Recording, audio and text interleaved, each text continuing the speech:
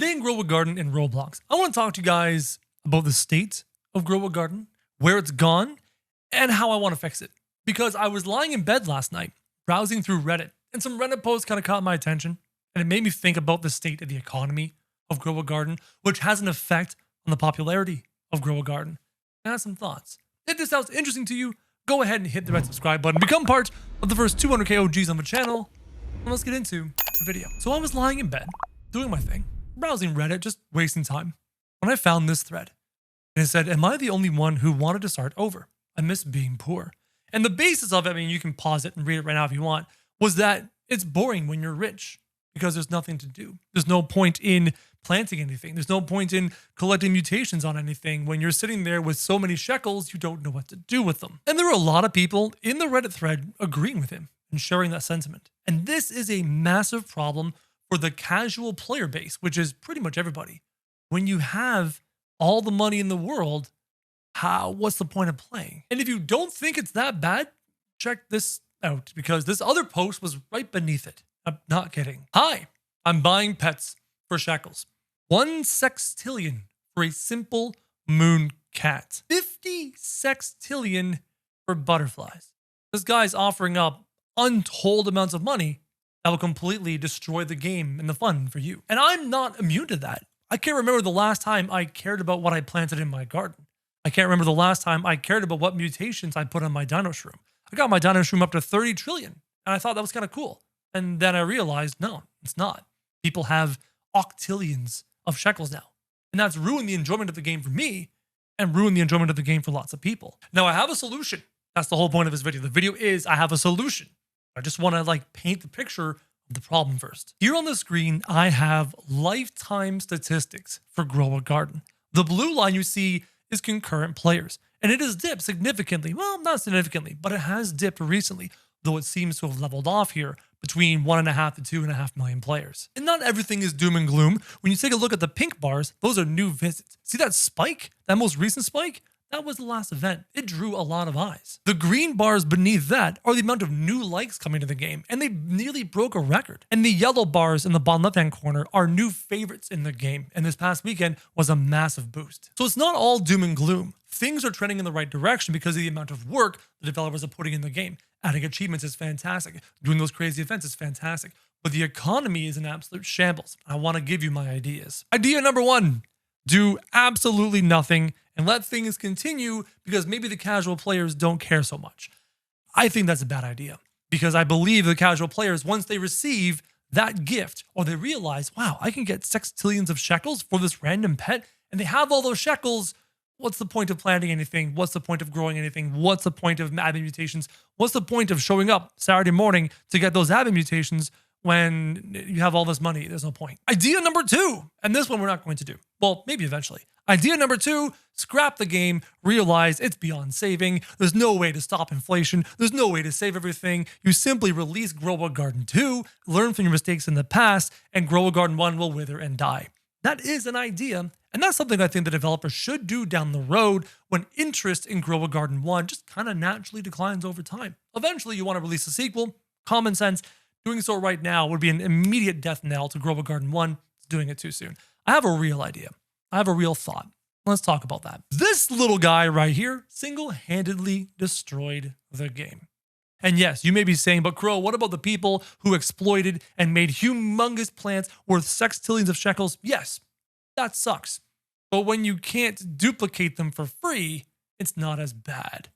So we have this problem where this very popular pet legally allows you to dupe money. It's a free infinite money glitch in a pet. Now I have a solution. I have a better idea for how to use this pet. You have to bear with me, okay? Stick around to this video. It'll make sense. Step number 1 to fixing the Grow a Garden economy, remove the ability for this guy and potentially even this guy. Remove their ability to steal fruits completely. I don't even care. No, you cannot even simply give it a failure chance. No. They no longer can duplicate fruits. They no longer steal fruits. We're going to give the raccoon a new ability, and I'll get to that. That's step 1. And if you wanted to do this 3 weeks ago, people would be outraged, especially the high-end trading community, because the high-end trading community love to use raccoons as currency. But that trend has died and that trend has decreased. And people are afraid of all the duped raccoons. They're afraid of them. So they've been leaning more towards the kitsune as trading currency. So you're no longer going to piss off the high-end traders. And raccoons are being duped. So we're going to remove the stealing ability. Step 2, we have to deal with the shekels. Even if we can no longer duplicate these massive plants, we have to deal with all the shekels in the system. And I've got it. You've already been doing it, Jandal and developers who are watching. You've already been doing it. Well, there is a slow but surefire way to pull all the shekels out of the system, and it exists right now. In the Beanstalk event, you guys already know that you can spend your shekels to reset the shop over and over, to acquire chests, to acquire griffins. It's a fantastic, surefire way to pull currency out of the market. But what happens is, because the griffin's a 1% chance to acquire, and because the griffin doesn't have a great effect, people lose steam. They lose interest in burning through their shekels to try and get the griffin because they realize quickly, wow, the griffin's decreasing in value. What you need to do, developers, is you need to make the reward with which we are spamming the shop reset to burn through our shekels. You have to make that reward really good and probably really hard to acquire. Why is the kitsune so valuable? It is valuable not for its ability, it is valuable for its rarity. That 0.08% chance to acquire that everyone got mad at, and yet now everyone wants a kitsune. So what I suggest is in the next event, or in the next events, you simultaneously make an announcement. We are going to tackle inflation. Yay. We are nerfing the raccoon. People get upset. They'll get over it.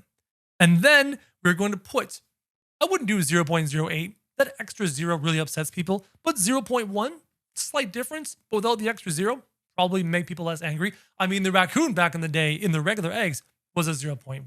So you do a 0.1 pet in the thing you get to reset the shop on, and you make that pet super desirable. You make it a red dragon.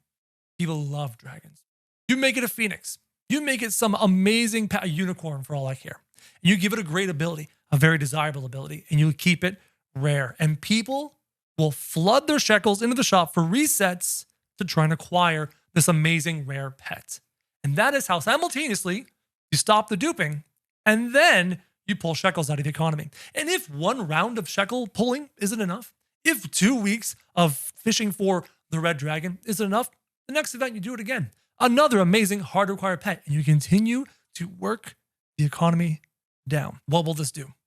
This will mean that people will have to spend time once again on growing plants in their garden, putting mutations on them in order to sell them normally for shekels. People will then be incentivized to play the game. People will be incentivized to show up Saturday morning to acquire mutations from your admin abuse. That way people can put them on their new plants because they can't simply use raccoons to get them. They got to pick them and sell them. That will make other pets in the game that actually duplicate things you pick valuable. It'll make people want to play the game as opposed to just having the raccoons do all the work for them.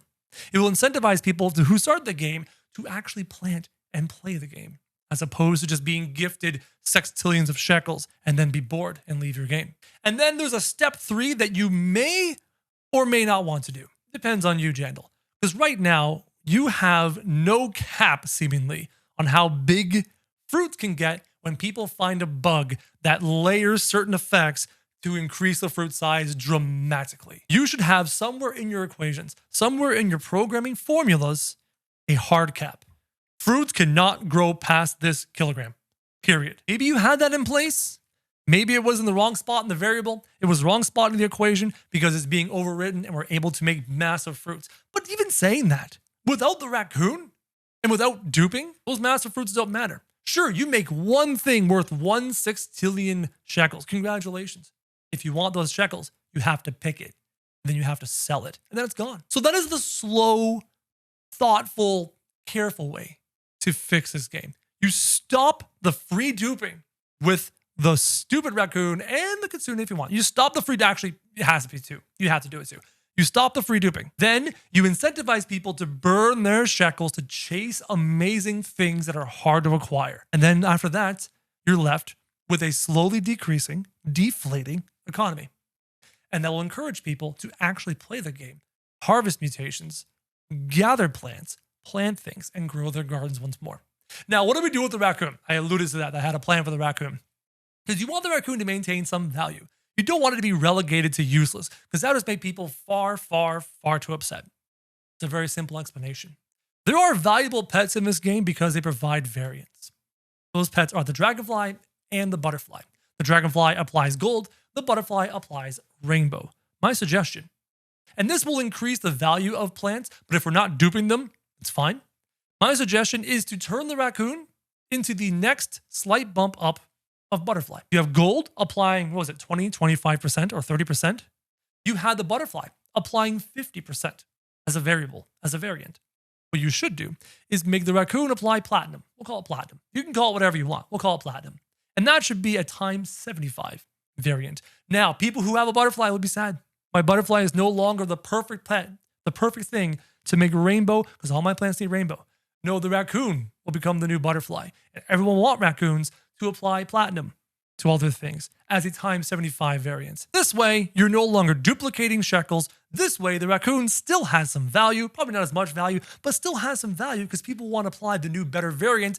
And this way, the game slowly decreases because duping no longer exists and shekels are being pulled out. That's my plan. That's my thought. It won't happen overnight. It won't fix things immediately.